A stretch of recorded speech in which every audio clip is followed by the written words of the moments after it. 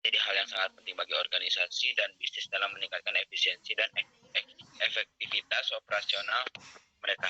Sistem informasi yang baik dapat membantu organisasi untuk mengumpulkan, mengelola, dan memproses informasi dengan lebih cepat dan akurat sehingga memungkinkan organisasi untuk membuat keputusan yang lebih baik dan meningkatkan produktivitas.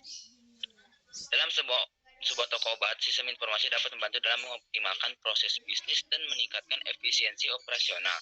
Sistem informasi dapat membantu toko obat dalam mengelola stok obat sehingga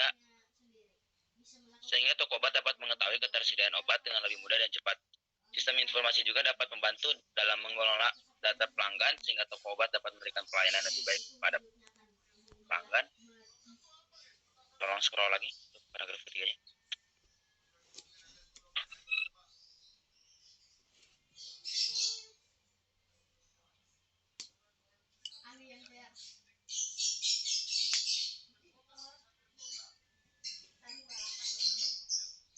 Adalah sebuah outlet yang bergerak di bidang farmasi. Outlet ini sudah berdiri selama 3 tahun dari tahun 2020. Karoma Putra ini cabang dari toko obat Karoma yang berada di Jalan Babakan Ciparaino 124. Namun untuk outlet ini masih belum dinamakan apotek karena masih dalam tahap proses pembuatan surat izin. Awal didirikannya toko obat Karoma dari tahun 2015 yang pada saat itu hanya menjual beberapa obat-obatan saja. Seiring berjalan waktu, toko obat ini terus berkembang dalam upaya meningkatkan efisiensi operasional dan pelayanan kepada pelanggan.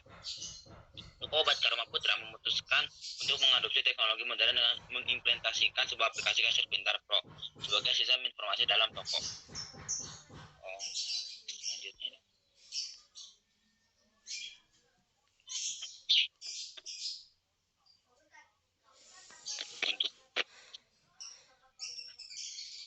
Untuk perumusan masalahnya itu bagaimana proses pembukuan keuangan toko obat dilakukan, dan apakah toko obat memiliki sistem akuntansi yang terintegrasi dengan pembukuan keuangan, bagaimana sistem pembelian obat dilakukan dan apakah ada kontrol yang memadai dalam sistem tersebut. 4. Bagaimana sistem penjualan obat dilakukan dan apakah ada pengendalian stok yang memadai. 5. Apakah ada penggunaan sistem informasi yang memadai untuk memantau arus kas dan laporan keuangan. 6. Bagaimana sistem pelaporan pajak dan kewajiban keuangan lainnya diatur. 7. Bagaimana sistem penggajian dan administrasi keuangan lainnya diatur. Tujuan observasinya berdasarkan latar belakang yang telah disampaikan sebelumnya, maka tujuan dilaksanakannya kegiatan observasi dari toko obat Karoma ini antara lain mengetahui sejauh mana efektivitas sistem informasi yang digunakan oleh toko obat dalam mengelola stok obat, pemesanan, penjualan, hingga pengelolaan keuangan. Menganalisis kelemahan dan kekuatan dari sistem informasi yang digunakan oleh toko obat sehingga dapat memberikan rekomendasi perbaikan atau pengembangan sistem informasi yang lebih baik. Manfaat observasinya untuk mahasiswa untuk mengetahui sistem informasi yang digunakan toko obat dan memahami bagaimana sistem tersebut bekerja. Mengetahui kekurangan dan kelebihan dari sistem informasi yang digunakan, dapat mengidentifikasi kebutuhan tersebut seperti kebutuhan data yang harus tersedia dan fungsi yang dibutuhkan. Meningkatkan kemampuan analisis mahasiswa dalam memahami sistem yang ada di toko obat. Untuk bagi perguruan tinggi sebagai bahan masukan untuk mengevaluasi sampai sejauh mana program atau kurikulum yang telah diterapkan sesuai dengan kebutuhan masyarakat pengguna jasa, dapat meningkatkan kualitas pendidikan dan reputasi serta memperkuat keterlibatan dengan industri dan komunitas tempat. Metode observasinya dalam penelitian ini kami akan menggunakan pendekatan observasional sebagai metodologi penelitian. Observasi dilakukan dengan mengamati sistem informasi yang digunakan di toko obat Karoma secara langsung dan terstruktur. Metode observasi ini akan memungkinkan kami untuk mempelajari dan memahami secara mendalami tentang bagaimana sistem informasi di toko obat Karoma berfungsi, interaksi antara pengguna dengan sistem, serta proses pengambilan keputusan yang dilakukan oleh manajemen terkait penggunaan sistem informasi. Sudah sekian, Bu. Oke, kelompok 1 berarti sudah mulai melakukan observasi ya ke toko obat tersebut? Sudah Ibu, mulai dari minggu kemarin Bu, cuman kemarin tuh tidak tahu latar belakangnya tentang toko obat ini aja Bu. Suratnya udah ada ya? Kami nggak minta surat ya? Bu. Nggak perlu surat Bu. Surat pengantar? Ya ibu nggak, kami itu nggak minta surat pengantar bu, soalnya dari toko obat juga nggak mempermasalahkan itu bu. Oh, oke. Ya, mangga untuk kelompok 1 kalian lanjutkan untuk observasi seperti yang tadi Ibu sampaikan gitu ya. Jadi betul-betul kalian harus bisa memahami bagaimana sistem yang berjalan di toko obat tersebut itu bisa berjalan bisa berjalan dengan baik itu seperti apa gitu ya.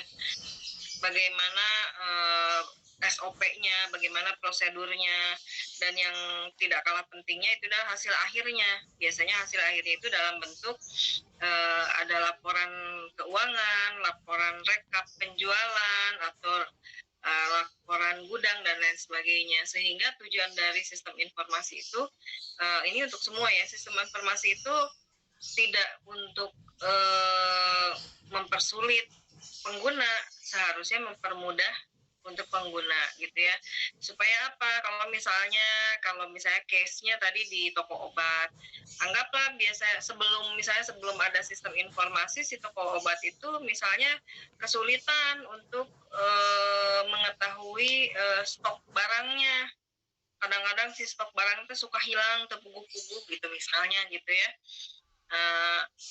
Atau enggak dari profitnya gitu kan, kok penjualan banyak ya gitu ya, tapi kok nggak untung misalnya seperti itu gitu kan. Nah, hal-hal seperti atau enggak kalau toko kan biasanya suka ngambil barang dulu ya ke tempat lain, biasanya seperti itu kan, sehingga nanti ada tagihan untuk pembayaran barang misalnya seperti itu. Nah, kadang-kadang kok penjualannya banyak gitu kan, barangnya habis gitu, tapi pas mau bayar ke vendornya gitu, vendor obatnya misalnya, ke distributor, kok kekurangan uang dan lain sebagainya. Nah, itu fungsi dari sistem informasi itu tadi untuk mengatasi permasalahan-permasalahan yang terjadi di toko obat tersebut. Nah, nanti kalian juga harus tanya sebelum pakai sistem apa yang digunakan, misalnya kayak gitu. Atau sebelumnya ada sistem apa yang digunakan, sehingga kalian bisa memperbandingkan. Oh ya, dulu saya suka kehilangan uang. Oh, saya nggak tahu untung saya berapa gitu kan. Oh, catatan keuangan. Jadi saya sekarang jadi tahu sehari itu ada berapa transaksi, berapa nilainya. Kemudian juga barang juga sama. Oh, jadi saya tahu mana barang yang harus sudah dibelanja lagi, mana yang masih ada dan lain sebagainya. Nah, jadi fungsi dari sistem informasi itu harus sampai ke situ ya. Jadi kelompok 1 lihat ini bagaimana kondisinya sebelum punya sistem dan setelah punya sistem. Apakah setelah punya sistem, apakah si owner itu atau si toko itu terbantu atau tidak, atau ya gitu-gitu aja sih gitu ya, cuman ada yang nyatet doang gitu kan. Nah, atau bahkan kadang-kadang suka pusing sendiri sama sistem itu, yaitu artinya sistem itu tidak berjalan dengan baik gitu, tidak membantu. Nah, Bu gimana dong, saya cari lagi misalnya saya cari lagi dong lokasi yang lain. Nggak perlu, justru di situ fungsi kalian untuk memberikan suatu suatu masukan untuk si pemilik itu. Kalau misalnya ternyata sudah oke, ya berarti masukannya bagus nih, sistem ini boleh dilanjutkan, mungkin bisa jadi saran untuk toko lain pakai sistem itu juga misalnya gitu kan. Tapi kalau misalnya sistemnya berantakan, ya sarannya ganti aja sistem yang sesuai dengan kebutuhan dan harapan dan bisa membantu toko tersebut. Nah ya, oke, di kelompok 1 dilanjutkan. Nanti pertemuan berikutnya minggu depan nih, kayaknya udah libur belum ya kita ya? Ibu, minggu depan udah tanggal 17 udah mulai libur. Udah mulai libur ya. Nanti mungkin setelah lebaran kalian sudah masuk ke bab 3. Kalau bab 2 mah sebenarnya mah gampang ya. Tapi tak sama gampang juga jangan digampangin, mentang-mentang teori main comot-comot, nggak, harus sesuai ya. Nanti mulai di bab 3 kalian sudah mulai melaporkan. Jadi sistem informasinya di screenshot, dilampirkan, ditunjukkan. Kemudian hasil bentuk laporannya, walaupun laporannya jangan tentu kalau tokonya berkenan ya bagus, tapi kalau tokonya nggak berkenan, ini mah rahasia perusahaan, nggak apa-apa. Itu mungkin bisa aja buat laporan yang fake ya, bisa juga untuk sekedar memperlihatkan bagaimana sistem itu berjalan gitu ya. Nanti pertemuan berikutnya sudah kita bahas sampai ke bab 3. Oke, terima kasih kelompok 1. Silakan kelompok 2.